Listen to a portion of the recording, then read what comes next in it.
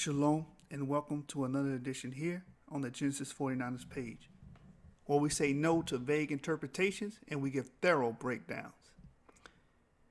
Today's topic is going to be a goodie. I know I always say that, but hey, here in Genesis 49ers we have confidence in our scholarship and we bring forth, like I said, thorough breakdowns. Today's topic is going to be based on a few claims made by Garfield from Sonetta TV, Black News 102. I knew this cat from a while back when we used to do the Google Plus or the Google Hangouts and have a discussion about a lot of things. Back when the first Kevin on trial was going on and all that, he would always try to butt into our conversations and try to, quote unquote, try to correct us or try to tell us that we're wrong, or basically just try to, whatever we say, he's going to be in opposition of. Okay, he's going to be against everything. That's how I remember that guy. And he was always in the shadows of Kim. He wasn't in the forefront. Now, 2016, 2017, now they starting to push this guy because Polite's on the other side of the country. And a lot of faces are starting, said he doesn't mess with them no more. So I guess he's their new mascot, or the new face, are competing to be the new face of Sonetta's debates. But anyway, this is a refutation of the claims he made on a recent video on the Sonetta channel and the Black News 102 channel, where he's claiming that our sources are fictitious, or our sources don't say what we claim. So we're going to go over these claims and bring out the truth, because I know that people want to know the truth. I think about 10,000 people have already watched that video. So 10,000 people have been, filled with jargon and lies that this guy has, fed them. So we're here to basically give you the truth. Basically show you that everything he was saying was fallacious. Everything he was saying was pseudo. So let's get into it. Again, this is a refutation, not a rebuttal. I'm going to refute his claims, not rebut it. I'm going to show you that it's false. Watch. First slide. And these are the claims he made on the video. He basically stated that 70 AD was a myth, that there was not the actual fall of the Second Temple and Jerusalem being sacked, but there was no diaspora that went to Africa. Okay? There's no proof of that. That's just a myth. And he attacked one of our scholars, Rudolph Windsor. You see, these guys keep thinking it's cool to attack and go against the scholars when they haven't brought nothing to the table. We don't even know what this guy believes in. He says he follows the Akon people, but how? Like, I'm a Hebrew Israelite. You can tell I'm a Hebrew Israelite. Why? Because I wear fringes. I honor the Sabbath. I keep the commandments. Okay? I can't tell cause I haven't seen any videos of him propagating the Akon religion or belief system. I haven't seen one. Or promulgating. Why hasn't he promulgated it if he believes in it? Anyway, 70 AD, basically saying that the sack of Jerusalem didn't cause Jews to flee into Africa. That's his words. Basically, I'm paraphrasing. You can go to the video on Sonetta. I forgot what it's called. I will put the video within the description of my channel so you can check it out yourself. It says, no West African group were practicing Judaism before European influence. And that's basically what they're getting at. They're saying, oh, you find these West African groups following Judaism or practicing or claiming or professing to be Israelites after white European Jews infiltrated. And lastly, there is no evidence of the biblical Christ. His argument is that if you quote Tacitus and these other quotes, that they're talking about a man named Crestus, and we're going to deal with that. So, but first I want to deal with a scripture based on his claims. Because if you get found out to be a liar, brother, that's what you are. You're just a liar. You on trial right now. So look, the scripture says in Sirach 20, verses 24 through 26, a lie is a foul blot in a man, yet is continually in the mouth of the untaught. And we have seen you over and over again lie and lie and lie on the sources, and the brothers that are writing the sources. Ekiano, you said Ekiano never said that he believed that he was an Israelite. But if you read his book, he said he is forced to believe that he's an Israelite, that one people descended from another. What are the people he's talking about? The Igbos descending from the Hebrew Israelites. When you read the book, he says that. So that when you make statements like that, I'm like, did this brother really read the book, or did he just skim through it or read the title and was like, oh, I'm against that, I'm going to prove it wrong? Read the book. Which I brought that statement out, that quotation on my last video, Hebrewisms in West Africa. So a lie is a foul blot in a man, yet is continually in the mouth of the untaught. A thief is better than a man that is accustomed to a lie, but they both shall have destruction to heritage. The disposition of a liar is dishonorable, and his shame is ever with him. You on videos line, you on Sonnet TV line against the scholars, the people have wrote down. So a man that lived 200-300 years ago, you lying on him. Okay? Which he's a viable source because he's talking about the Igbo people and how their customs line up with the Hebraic customs. And that's why you don't like it, because you know that that's a dagger, as you would say, to any claim that you quote unquote commissions or whatever you are, you pseudo scholars have to say. So before I even jump into the meat and potatoes of this, if you will, I'm going to deal with the image of the Jew, because these people seem to push and promulgate that the Jews of old are white-skinned people or white people. Or they're trying to say, well, the Jews are white people, so you can't be a Jew because you're a quote-unquote African. And that's why I don't subscribe to the term African, because people like Garfield and Jabari thinks African means woolly hair and dark skin. The proof of that is in the video on Sonet's channel, Jabari speaking with another Israelite brother. And while he's speaking to the Israelite brother, he says there's an Indian who does Nag Champa, that sells Nag Champa, with woolly hair and dark skin. And he said, you need to come on home, brother. You are African. You are African. Why are you hiding your African roots? Just because he has woolly hair and dark skin doesn't mean he's African. The Dravidians are dark skinned, and some of them have woolly hair. They have always been in India. They have nothing to do with Africa. Dark skin doesn't mean you're from Africa. Guess what? We have dark skin. We're not from Africa. We're initially from the land of Israel. And even if you say we went to Egypt, we did go to Egypt, but where did we start? Our legacy starts in Syria, man. It starts in Sumer, Bilad al-Sham, the land of Sham, the land of Shem. That's where we start from. But anyway, so we're going to hew that doctrine down that the Jews have to be white people. Because once they say that, oh, the Jews actually white, therefore you can't be a Jew because you have dark skin. Skin complexion alone is not a sole indicator of a race. Let's just get that out there. But let's just get into the slide. It says, at that time also there appeared a certain man of magic power, if it be meet to call him a man, whose name is Jesus, whom certain Greeks call a son of a god. But his disciples called the true prophet. He was a man of simple appearance, mature age, black skin. So one of the earliest descriptions of Christ states that he had black skin, and that's Josephus. That's Josephus right there. Okay? States that he had black skin. And to the right you have Pitocoles.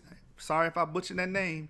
And this is from a papyri during the time of Ptolemy, listing the attributes of Jews within Egypt. It says Pitocoles, aged about, tall, dark colored skin. It describes them to have dark colored skin. And that's from the Beginnings of Jewishness by Shay J.D. Cohen, page 29. So the Jews were initially Negroid people. That's what I'm getting at. Next slide. Here's a fresco of Christ and the Apostles in the Crypta Ampliatus in the catacombs of St. Domitia in Rome. And you can see Christ and the Apostles, and they are depicted to be as Negroes. These are some of the earliest depictions of Christ, circa 200, 400 AD. Okay? So don't come at me saying that the Jews are supposed to be white people and you can't be a Jew because you have dark skin. You obviously haven't studied. Next slide.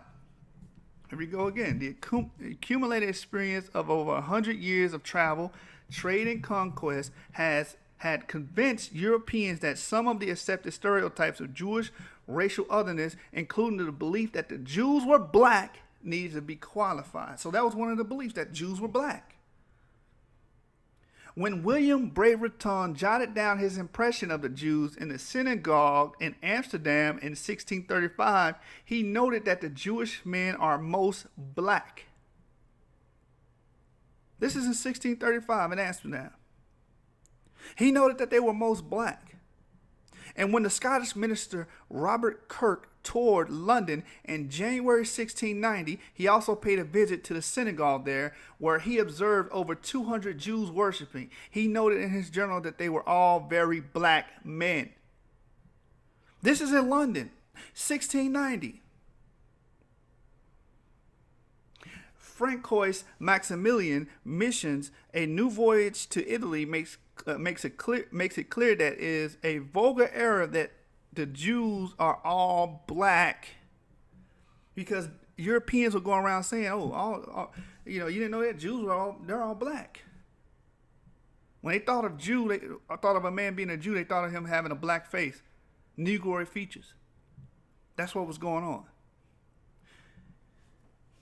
And he says, it's only true of the Portuguese Jews. The swarthiness of their complexion is entailed upon their whole race. What race? The Jewish race. Even in northern regions. But the Jews who are originally of Germany, those, for example, I have seen at Prague, are not blacker than the rest of their countrymen. So he said those Jews at Germany are not as black as the ones in Portugal. This is source material, man. This is scholarship. You brothers are just being biased. This is the truth. And the source is Shakespeare and the Jews by John Shapiro, page 171. To the right, I have a depiction of the Hebrews, a representation of Israel, an ancient one, and they're all black. They're all dark skinned. Explain that. Next slide. Niger or nigger. It's really nigger, because you don't get the "ni" in the Latin language. You do not make that pronunciation in the Latin language. It's nigger. It says, I knew you to be Jew, for you Jews have a peculiar color of face, different from the form of the men, which thing have often filled me with admiration. For you are black. For you are black. He said, I knew you to be a Jew, but when I looked you in the face, you are black. What are these Negroes talking about on Sonetta? You are uneducated and you damn sure not conscious. Because if you were conscious and you were woke, you would come back to your Hebrew Israelite identity. And stop forcing that Blumenbach doctrine on everybody. Blumenbach is the one who came up with African means nigger and nigger means African. I covered that in my video. If you haven't watched it, you need to go watch that thing, man, and take notes. Everything you see black and woolly hair is not African. Blumenbach is speaking and living through you individuals. I'm telling you. He lives through your spirit. He resurrects through your voice, through your sentiments. So I'm going to read it from the top. I knew you to be a Jew, for the Jews have a peculiar color of face. So this is dealing with color. Different from the form of other men, What men is he comparing it to? The other white Europeans. Which thing have often filled me with admiration, for you are black and uncomely and not white like other men. Because the white people, the quote-unquote pale-skinned people, right? They looked at dark skin as being uncomely. Where do you think Americans get it from? But guess what? We always taught that being black was beautiful. When you read the scriptures in Songs of Solomon, it says black. Now, in the King James Version, it says black but comely. But the original strips in the Targums and the Peshitta says black and comely.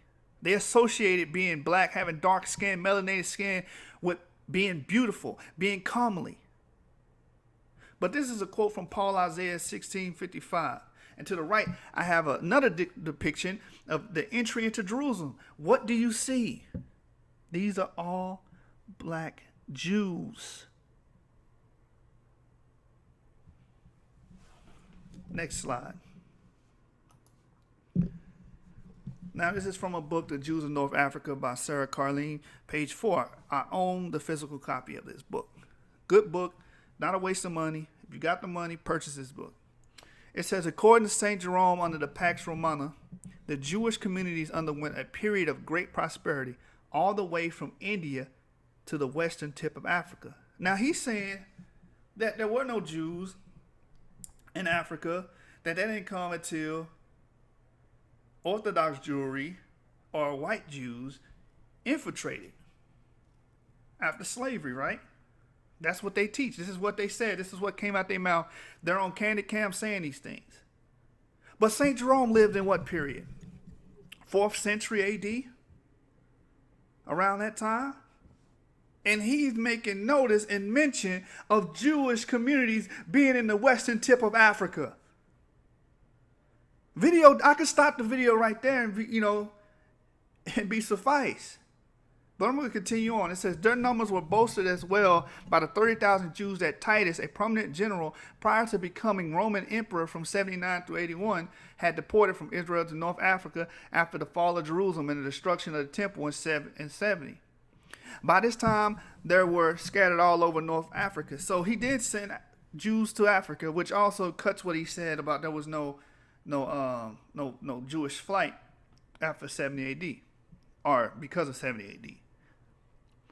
It says, by this time there were scattered all over North Africa a large number of Jewish communities who had taken refuge there, or who, according to Josephus, had been enslaved and subsequently redeemed by the co-religionists. The Jews built synagogues and elected leaders who strove to endow the community with strong and efficient foundations. When it says co-religionists, it's other Jews in those lands. They redeemed them. Okay? Because the Jews have always been through Africa. That's nothing new, which I'm going to cover later in this presentation. It says this chain of events occurred once again following Bar Kokhba's insurrection from 132 to 135. The failure of his revolt led directly to the expulsion of the Jews of Israel, who had also been enslaved and redeemed by the North African brethren. The Romans were sometimes tolerant towards their Jewish and Berber subjects, and sometimes quite cruel.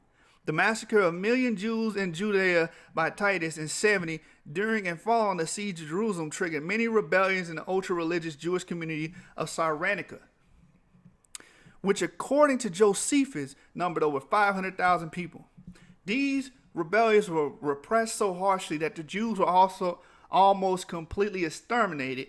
Weakened, embittered, and overwhelmed by the humanity of such rule, the Jews drifted away from Rome and moved closer to the Berbers. And what were the Berbers? What's the Barbary coast? Past Numidia, Mauritania, Morocco, on the western tip of Africa.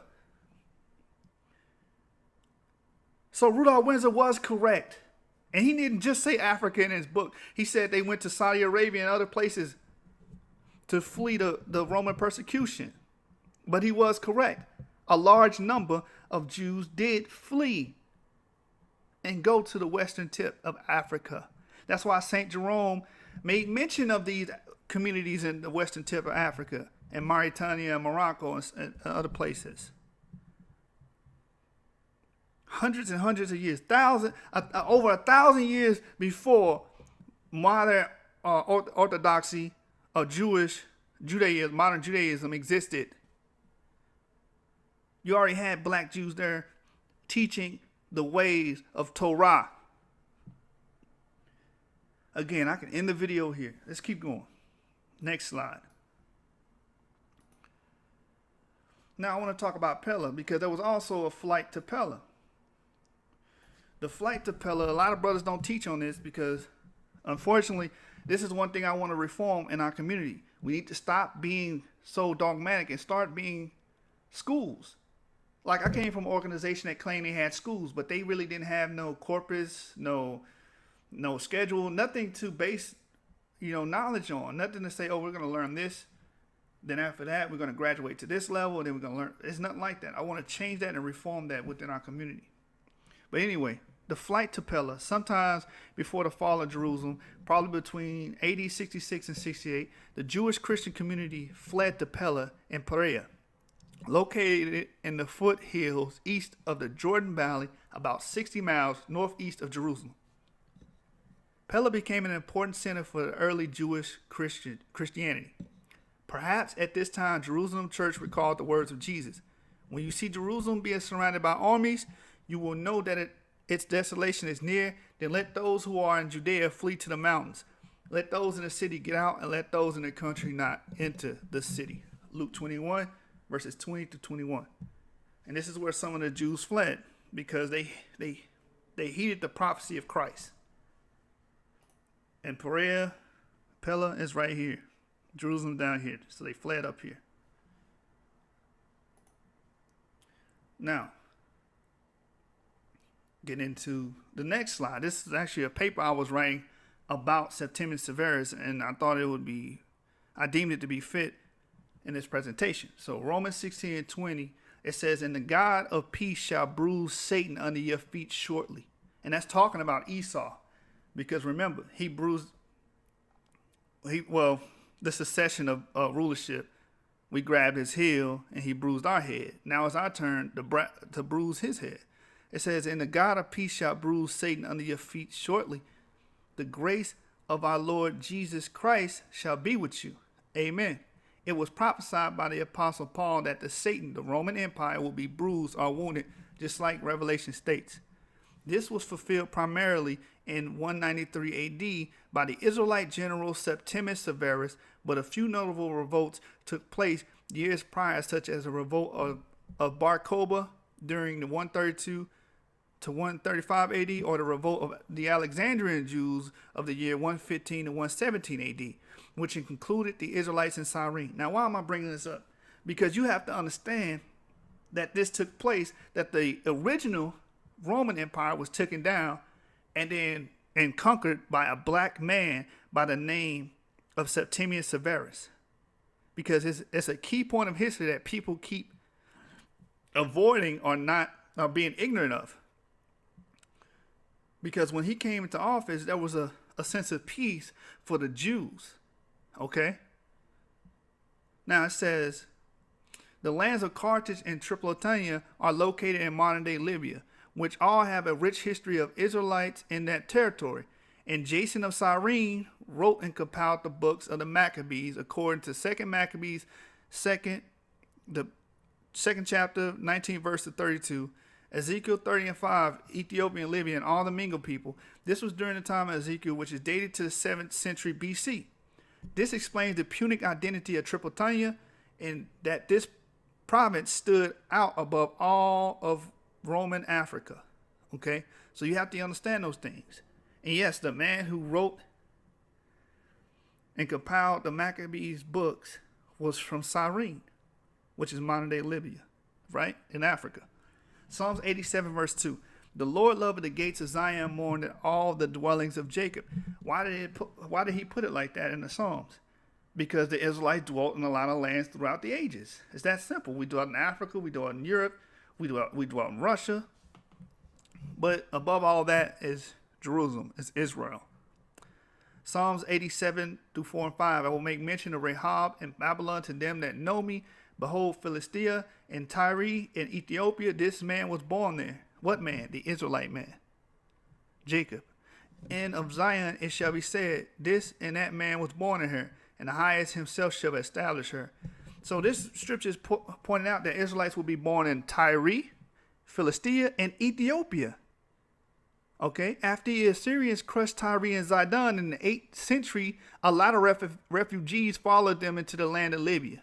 The presence of Israelites in Cyrene is even found in the New Testament in the following scriptures, Acts 13:1. It says, "Now there were in the church that was at Antioch certain prophets and teachers, as Barnabas and Simeon, that was called Niger," which means black. Okay? "And Lucius of Cyrene and Manaen." Lucius lived in Cyrene. He was from Cyrene, which is in Africa. Ancient Numidia, right? Which had been brought up with Herod the Tetrarch and Saul.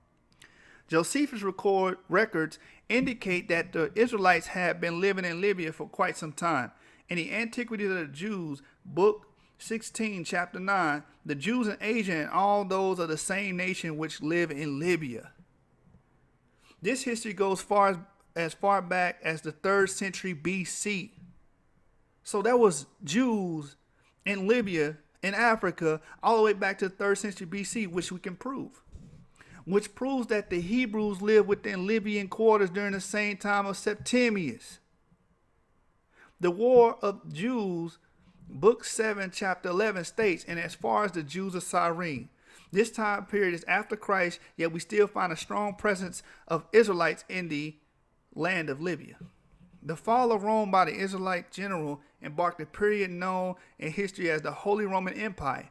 The Middle Age is about roughly 1,000-year period where the Israelites ruled the planet.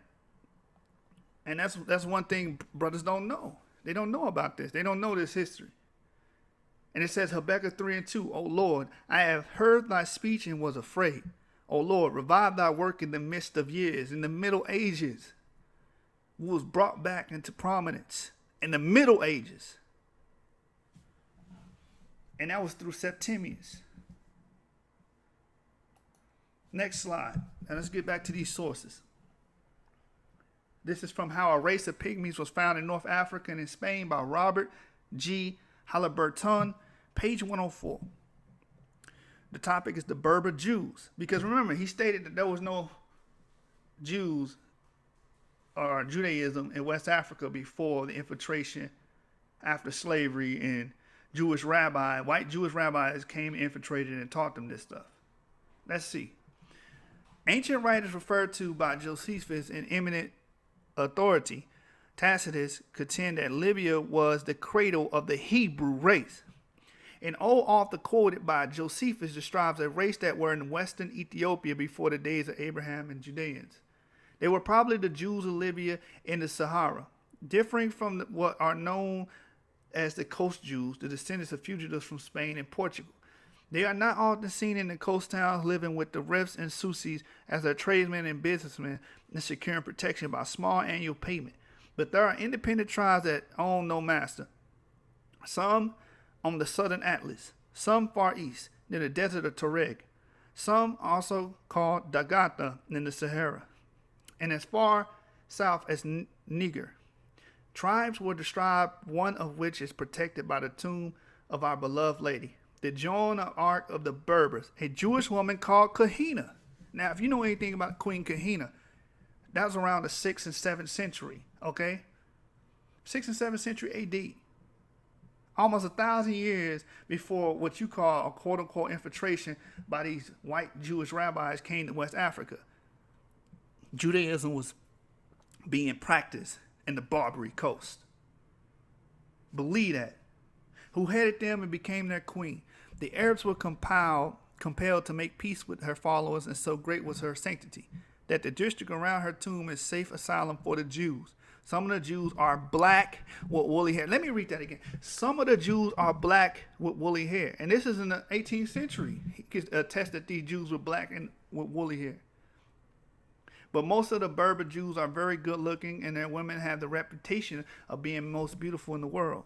The Berber Jews look down upon the Jews of the coast towns as schismatics and are very rigid in their discipline, differing from the others in their dress and rites. So this is a testament, a modern day testament, okay, of these black Jews still being in these areas, and Berber and descendants of these Berber Jews, okay, that according to Saint Jerome had been there for over 1,000 years before there was any white Jewish rabbi infiltrating West Africa in the 16th and 17th century.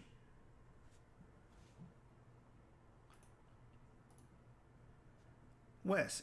Again, we're going to go over the information. According to St. Jerome, under the Pax Romana, the Peace of Rome, the Jewish communities underwent a period of great prosperity all the way from India to the western tip of Africa. Again, so that doctrine is hewn down. Your opinion is, all it is a vain opinion. And we just disproved it. Here we go again. The Berbers, from the Jews in North Africa, by Sarah Carlin, page 4. It says, we're going to start at weakened and embittered and overwhelmed by the inhumanity of such rule, the Jews drifted away from Rome and moved closer to the Berbers. Marcel Simon notes, however, that later on the Severus Roman dynasty, a dynasty of African origins and Semitic culture, was openly philo-Semitic. Under Severus, the Jews underwent a period of prosperity, during which they were able to spread their beliefs throughout the Roman Empire without any restrictions, and especially among the Berbers. What were the Berbers? In Mauritania and the western tip of Africa, in West Africa. So when you hear these Fulanis being Jews, when you hear these Igbos being Jews, the people of Ghana being Jews, there's validity behind those claims. A liberal legislation suspended only. And when did this happen? This is around 200 AD. Again, over 1,000 years. Over 1,000 years before there was any white Jewish rabbi going to West Africa and infiltrating.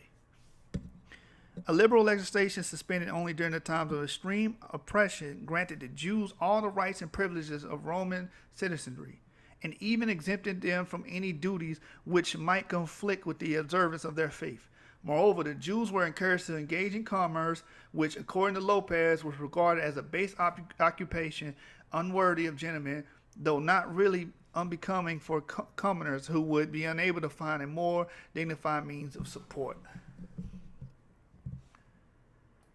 And this is Septimius Severus, his portrait. You can clearly see that he was a dark-skinned man of Punic identity, okay? I'm of the belief that the man was an Israelite, right? Because we brought out that there was Jews in Cyrene and Libya, and his friendliness and kindliness that he showed to the Jews. When he came to power, he made sure they was good, that they was straight. He's like, yo, they're my mans right there. Make sure, look out for them. Shalom. You can clearly see he's a black man. Clear. That's clear. Next slide. Epheter, was the word Africa comes from, the Afri people, right? And we're going to deal with the Barbers or the Berbers, right? A history by a Roman consul in Africa made the first reference of the term barbarian to describe Numidia. So you always learn that barbarian means wild one, savage. But the original term was for the Numidians, the North Africans, barbarians.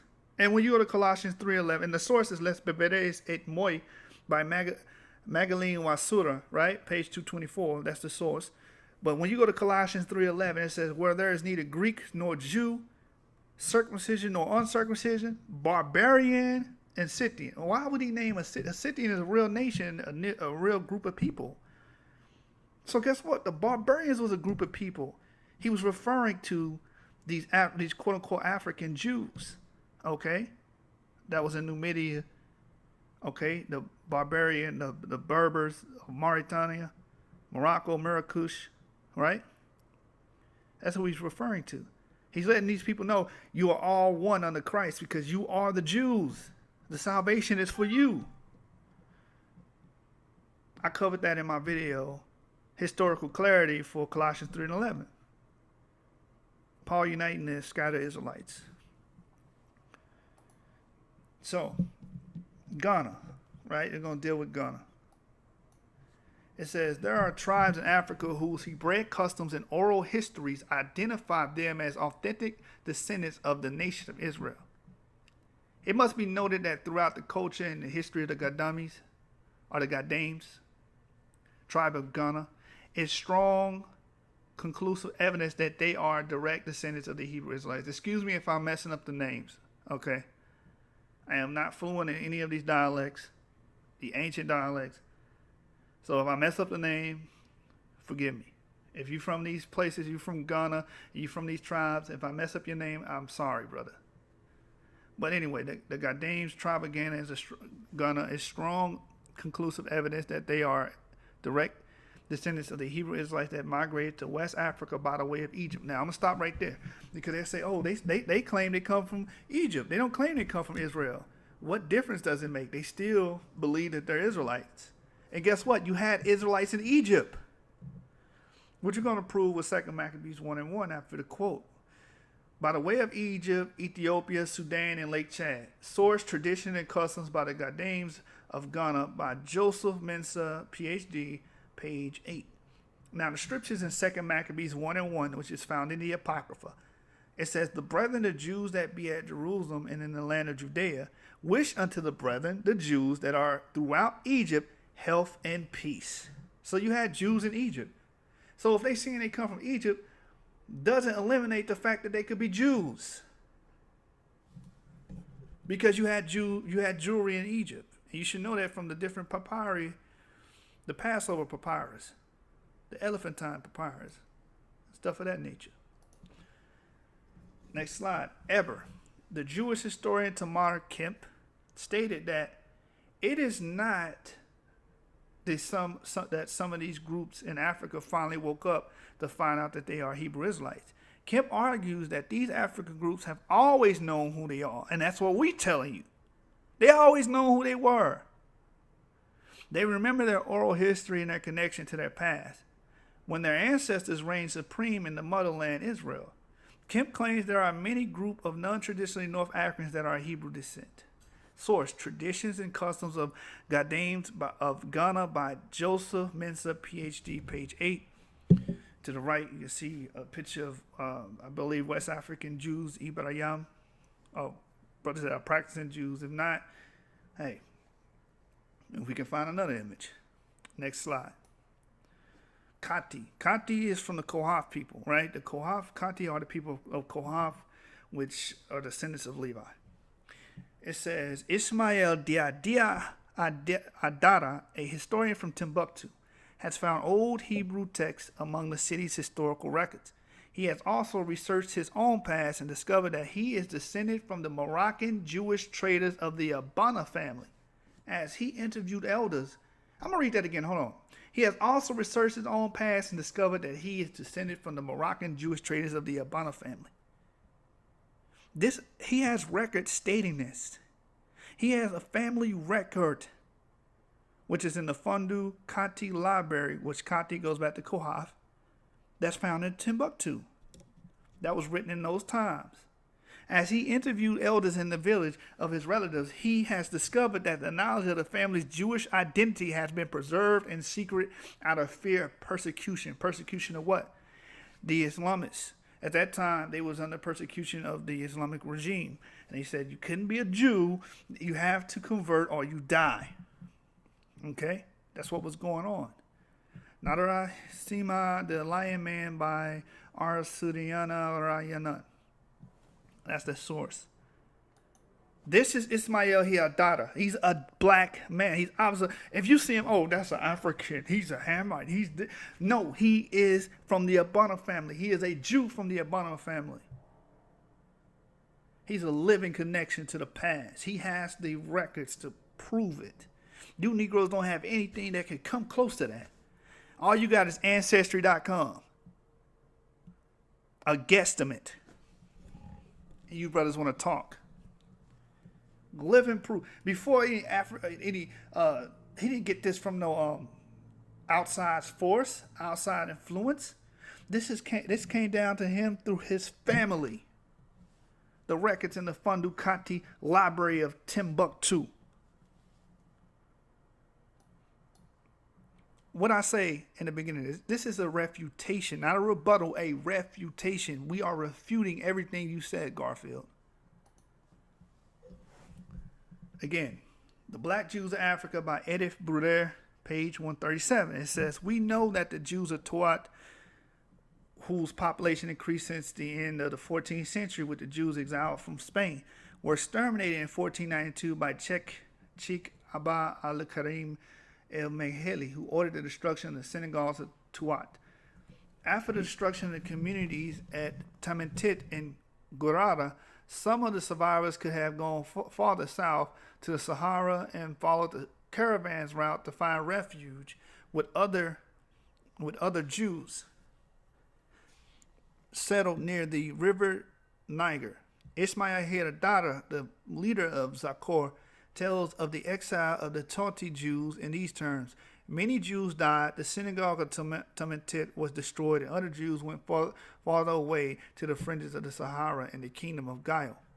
If so, the surviving Tonti Jews experienced only a very temporary peace in the region of Gaio. According to the Sudanese author Ahmed Baba Asghar Muhammad the Great, ruler of the Songhai under the influence of the same al-Meghili, who had left Tohat for Sudan, issued an edict for expulsion of Jews from his kingdom around 1500. The policy of Asghar Muhammad was to put an end to any Jewish presence in the Niger Loop. In the 15th century, Leo Africanus wrote, the king was a mortal enemy of the Jews. None of them should inhabit the city. The people who entertain them have their belongings confiscated. 5 centuries later, Herodot concludes that the Jews cannot go farther in front of the great Nile of the Arabs, the river Niger. They stop facing the Quran and the sword. They convert. And he adds, it was thus the black Jews became Muslims. That's why a lot of African groups are mainly Muslim or Christian. They were forced to be converted. But that wasn't their original belief, their original faith, and that's not what they originally claimed. So the family leaders who founded Sakar declared the 3 families who constitute our community are Levite, Kahath, Kohen, and Abana. So they claim Levitical heritage from the 12 tribes of Israel. Hadada reveals that he learned from the elders coming from Kirshamba, a village near Timbuktu, when his father died, that there were things he ought to know, that they were not Hidada or Tori, which is common Songhai name. So he said, we're not these Songhai people you think we are. We are Jews from the Levite, Kahath, Kohen, and Abana family.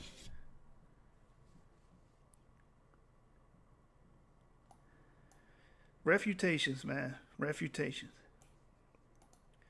Piensa means to think, right? This is from Jesus Christ by Henry D. Lackadati, page 106. Lackadati, however you say it, I dare. Page 106. And we're going to deal with, there's no proof that Christ existed. There's no proof that the biblical Jesus existed. But all you got to do is read the source. He said Tacitus is not talking about the biblical Christ. Oh, really? How is Tacitus not talking about the biblical Christ? Just read the historical data and the record. Now, I'm going to read. It says, Calvary Nero was pleased to burn Rome, but to hide the horror of that abominable action he caused to be seized, said Tacitus, an immense multitude of men. Tacitus defines them. They were men whom the people called Christians. Remark this word vogus. 27 years after the death of Christ, the name of his disciples was common in Rome, the capital of the world. But what were Christians?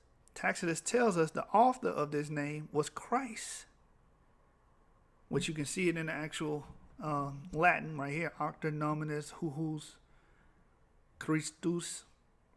You hear gentlemen,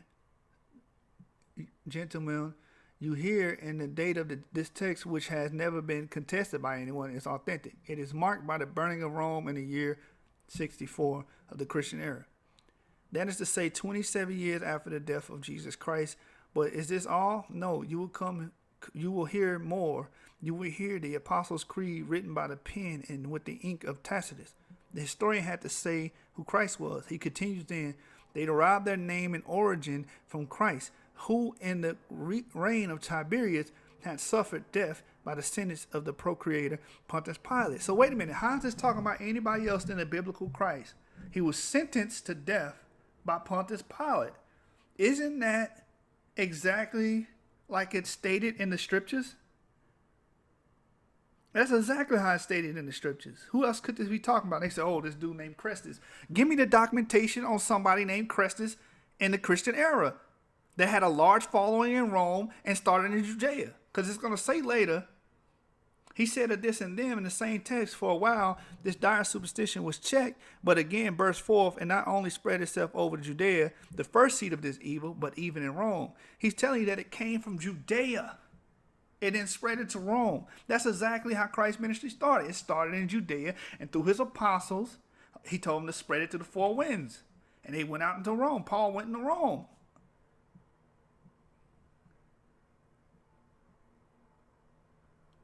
This can't be talking about anybody else but the biblical Christ. There is no Crestus or no other individual named Christ. How do you even come to that name in the Latin? That don't even make sense in the Latin tongue. How could they even make the sound crest? That doesn't make any sense. Anyway, we have the document right here. You can look at it. Jesus Christ by Henry D. Lacadere, or however you say his name, page 106. And you can read it yourself. Next slide. Quien, meaning who in Spanish, because we need to know who is this Crestus fella. You saying this? Oh, this is talking about Crestus. That was a following of Crestus. But we have no documents to corroborate that. There's nothing else that can tell you that. But guess what? We have documents to corroborate Christ. It's called the Four Gospels. History of the Apostolic Church by Philip Scoff, page 295. It says, the first clear trace of a formal Christian congregation in Rome has been rightly found by the judicious historians in the Edict of the Emperor Claudius, 41 to 54. Banishing the whole body of Jews from the city because they kept up a constant uproar at the instigation of Crestus. Now we may, it is true, suppose that Crestus named by Suetonius as the cause of the perpetual tumult to have been a seditious Jew then living, one of those political false prophets who abounded in Palestine before the destruction of Jerusalem. Now that's what most of their claims are. Oh, this is somebody else. This is a radical Jew. But you have to bring facts and proof to corroborate that truth. If it's truth, then you have to have other witnesses stating so. Why we don't see it in the Talmud? Why we don't see it mentioned by rabbinical Jews? Why we don't see it mentioned by the early church fathers? We don't see nobody else talking about another individual named Crestus that had a following that died. But it's no such person otherwise known to us. There's no other person that can fit this description but the biblical Christ. This is scholarship.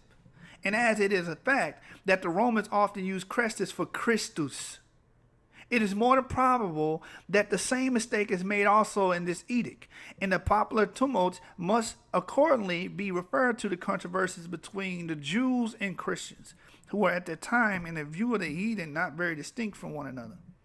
This is confirmed by Luke, who in Acts 18:2, and I'm going to bring that scripture out.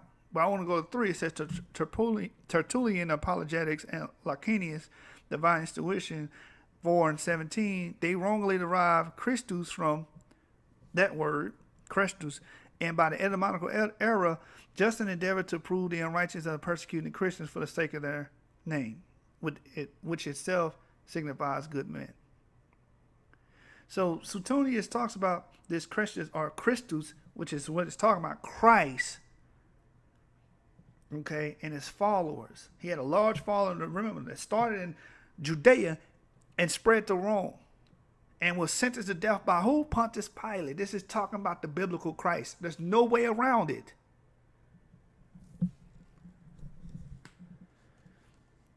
Now, let's get that scripture, Acts 18:2, to even prove it furthermore. What Nero was talking about the biblical Christ. It says, and found a certain Jew named Aquila, born in Pontus, lately came from Italy with his wife Priscilla, because that Claudius had commanded all Jews to depart from Rome, and came unto them. So he commanded all Jews to depart from Rome. Why? Aquila and Priscilla was followers of who? Christ. Because these Jews were making a tumult based off of who? Christ. So you're done, Garfield. Your doctrine is done. Matter of fact, this doctrine has been refuted 1,000,000 times already. And you want to bring it to our community like, oh, I got them. They're not going to know what to say to this. Oh, I Googled this and I found it on Google. And you know what? Damn it, they're going to see that they can't prove. Bruh, you run into a brick wall every time you say that. Genesis 49ers. We say no to vague interpretations. And you claiming that Crescens is another individual that's not the biblical Christ is a vague interpretation that cannot be corroborated with source material. That's the verdict. Here's an ossuary. This is an ossuary. This ossuary brought a lot of controversy to itself and the people that discovered it. Because when it was discovered, the inscription read James, the son of Joseph, brother of Jesus. Everybody flipped out. Atheists flipped out. They got mad. They got angry because the whole time they were, oh, Jesus doesn't exist. They was all on that push until this was discovered. And it was authenticated by two eminent paleographers, specialists in dating, interpreting, and authenticating inscriptions. Andre Lamar of Sorbonne and Ada Yardini of the Hebrew University of Jerusalem in 2003. Now, once they found it and they authenticated it, people were saying, no, that's a forgery. There's no way it can say James, the son of Joseph, the brother of Jesus. That's a lie. That's a lie. So they got put to trial on this. They got sent to trial on basis of forgery. But guess what? The trial concluded with the acquittal of antiquities dealer and James Asari, owner Oded Golan, and the other defendants on all charges of forgery. They dropped all the charges. They couldn't find any signs of forgery on the ossuary. This is a legit historical find that proves Jesus existed because it says James, the son of Joseph, brother of Jesus. This is talking about the biblical Christ. Everything that's recap because everything that he brought to the table was hewn down, man. You see the katana. We brought the katana to Garfield. And you were rightfully named Garfield because you comical, man. You're a comedy character. You belong in the funny pages with the material that you put on Sonetta TV. Now to recap, we proved that the events surrounding 70 AD did in fact initiate the flight of various groups of Jews to Pella and to Berber territory in order to escape the Roman persecution. We proved that the Western African Jews were following Judaism centuries before there was a large influx or influence of quote-unquote white Jews. We proved that the source materials such as Tacitus and Suetonius are in fact concrete in regards to the biblical Christ. We proved all of that. You done, man. I want you to hold this L. And the verdict for the perjury and the lies should be banishment from YouTube. I declare Garfield banished from YouTube. He should not be able to teach or be on YouTube or show his face on any video for a year.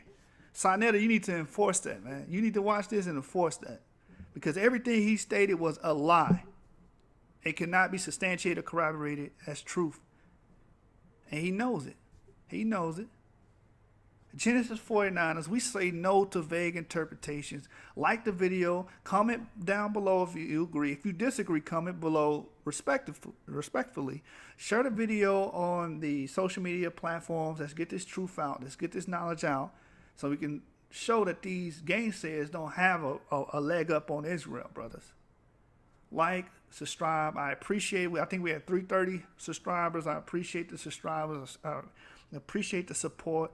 Best believe that we are going to bring forth more content to the channel. So subscribe, like the video, and share.